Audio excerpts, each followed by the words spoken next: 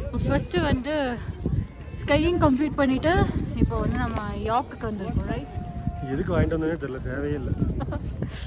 Climate நல்லா இருக்குது. அந்த யாக் என்னன்றது வந்து நீங்களும் பார்க்க தான் போகிறீங்க. ஸோ இப்போ நான் காட்டுறேன் எப்படி இருக்குன்றதை பாருங்கள். ஸோ இதுதான் யாக். இந்த யாக் மேலே தான் நம்ம வந்து ட்ராவல் பண்ண போகிறோம். ஸோ எப்படி இருக்கு? ஸோ இப்போ ஒரு கப்பல் வந்து போயிட்டுருக்காங்களா, ஸோ பின்னாடி ரிவர்ஸ் அப்படியே வராங்களா, ஸோ இப்படி தான் நாமளும் வந்து பண்ண போகிறோம். இவர் தான் அப்படின்னா இந்த மாடு உங்க பாரு.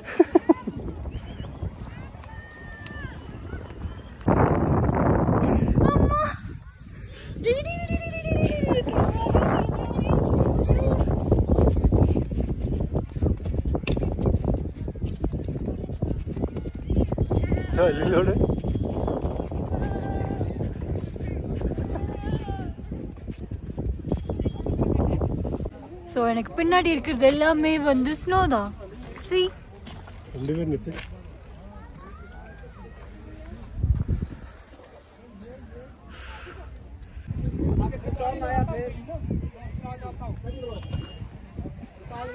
ஐயோ பின்னாடியே போகுது.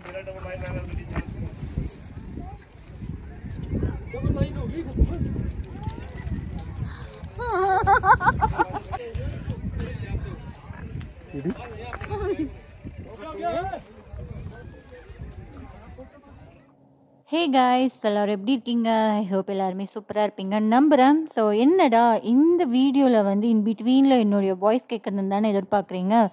ஸோ எஸ், ஸோ இப்போ நாங்கள் வந்து ரோட்டாங் பாஸில் ஸ்னோவை வச்சு விளாட்லாம் அப்படின்னு சொல்லிட்டு நாங்கள் வந்து ரெடி ஆகிட்ருக்கோம். ஸோ அதுக்கு முன்னாடியே வந்து அவர் ஆக்டிவிட்டி வந்து ஸ்டார்ட் பண்ணிட்டாங்க. ஸோ எடுத்து என் மேலே போடுறது செய்கிறது அப்படின்ற மாதிரி இருந்துச்சு. ஸோ உங்களுக்கு பார்க்குறதுக்கு வந்து ஒயிட் பால் மாதிரி தானே தெரியும். ஸோ அந்த தலையில் பட்டால் எந்த அளவுக்கு வீறு வீறுன்னு வலிக்கும் அப்படின்றது ஆஃப்டர் ஆக்டிவிட்டிக்கு அடுத்து தான் வந்து நான் புரிஞ்சுக்கிட்டேன். செம்ம தலைவலி, என்ன சொல்கிறேனே தெரில. ஏன்னா என்னோட தலை ஃபுல்லும் வந்து இந்த ஒயிட்டாக தான் இருந்துச்சு.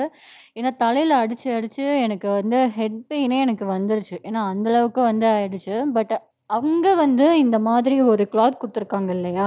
ஸோ அந்த கிளாத் வந்து எதுக்காக அப்படின்னா அந்த நமக்கு வந்து அந்த குளிரை தாங்கிறதுக்காக வந்து கொடுத்துருந்தாங்க. ஸோ அது போட்டுட்டு இன்னும் எனக்கு வந்து ஒரு வெயிட்டாக தான் இருந்துச்சு ஒழிய, ஏன்னா நமக்கு வந்து ஒரு ஃபீட்டுக்கு மேலே நமக்கு ஆக்சிஜன் வந்து இருக்காது. ஸோ ஆக்சிஜன் இல்லாதனால ரொம்பவே கஷ்டமாக தான் இருந்துச்சு. பட் எனிவே நாங்கள் ரொம்ப என்ஜாய் பண்ணோம்.